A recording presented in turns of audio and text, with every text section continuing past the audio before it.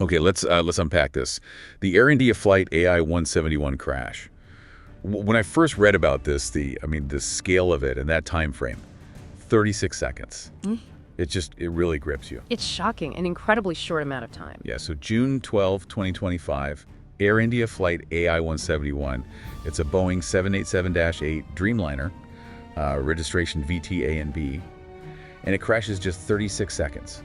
36 seconds after taking off from Ahmedabad airport. And hitting a building, a medical college hostel, right? In the Meganagar neighborhood? Exactly. The devastation was just immense. You've got 241 fatalities on the plane itself. Out of 242 people on board. Right. 230 passengers, 12 crew, just one survivor, apparently a British national, seated near an emergency exit. Which is just remarkable in itself, given the circumstances. And then on the ground, another 39 people killed, over 60 injured. It's staggering. Truly horrific. And here's something, that really stands out from an aviation perspective. This is the first fatal hull loss. I mean, the plane was destroyed, yeah. For a Boeing 787 Dreamliner. Since it started flying commercially back in 2011, and that's significant because the Dreamliner, it's a relatively new, very advanced aircraft, lots of composite materials, highly integrated systems. So this crash, it immediately brings up these, unique questions, doesn't it? Yeah.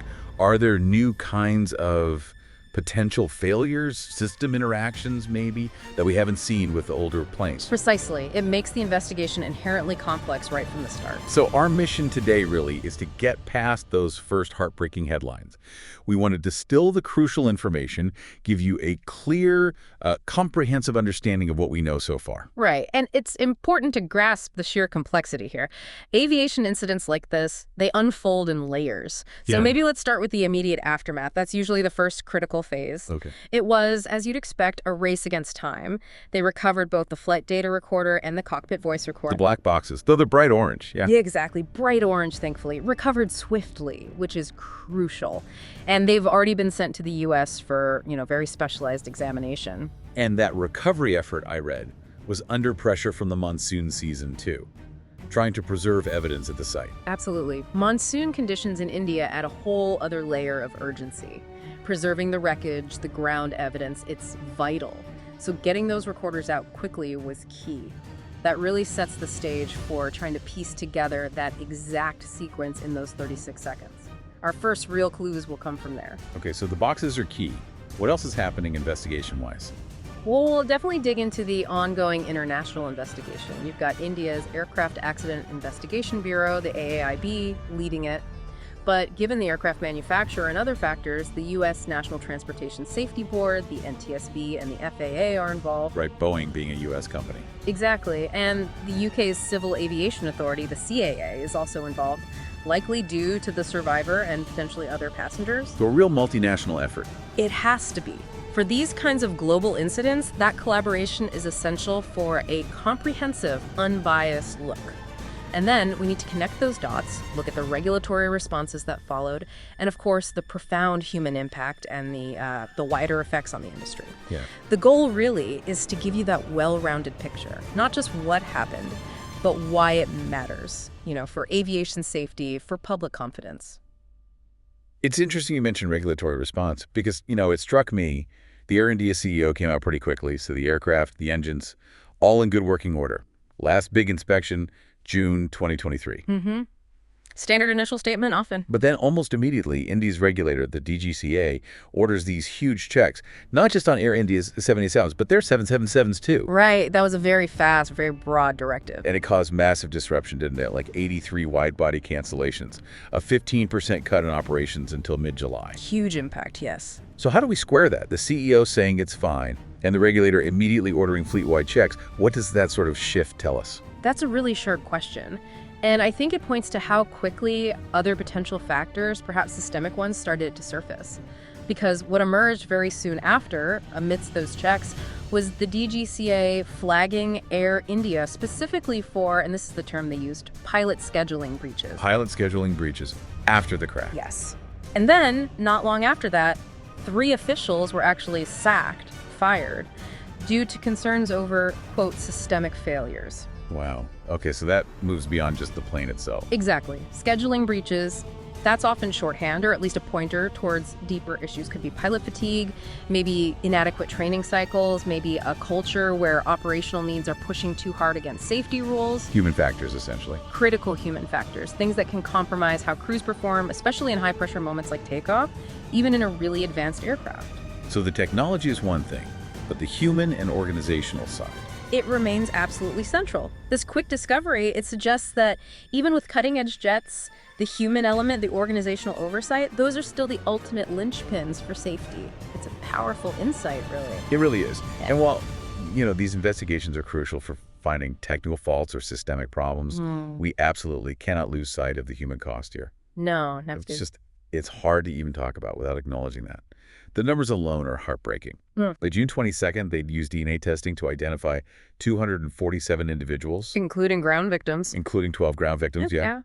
And returned 232 bodies to their families. Each one of those numbers. It's just an unimaginable loss. Absolutely devastating. And you hear the stories. A pregnant Indian couple expecting their first baby. A British gay couple. A young cabin crew member. Kong Brelad Pam and Gantoy Sharma, just 20 years old. So young. And Mahesh Jirawala, a Gujarati film producer. It just brings it home, the individual lives affected.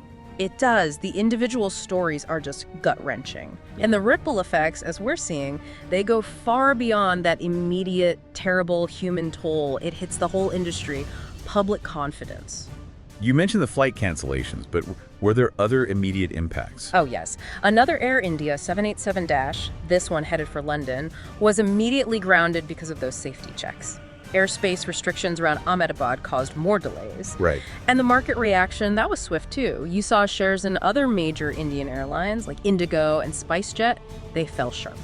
Okay, so a knock-on effect within India. And globally, Boeing stock dropped over 5% in pre-market trading right after the news broke. Yeah. It shows how interconnected everything is. Confidence is key. Absolutely. So the focus right now, for everyone involved, it's really multi-pronged.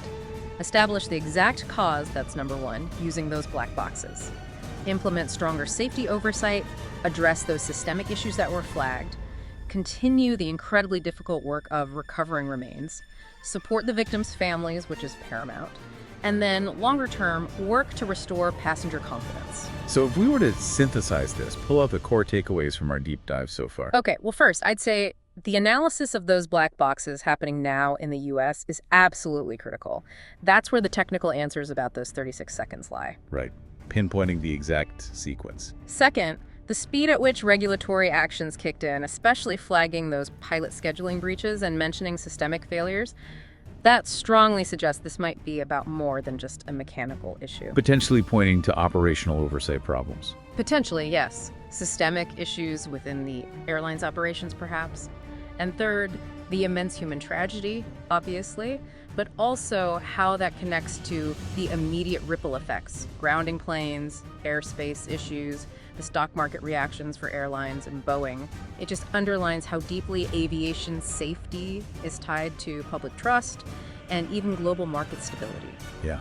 Reflecting on all this, it's really clear how all these different pieces, the crash facts, the regulatory moves, the human stories, the market, they all weave together.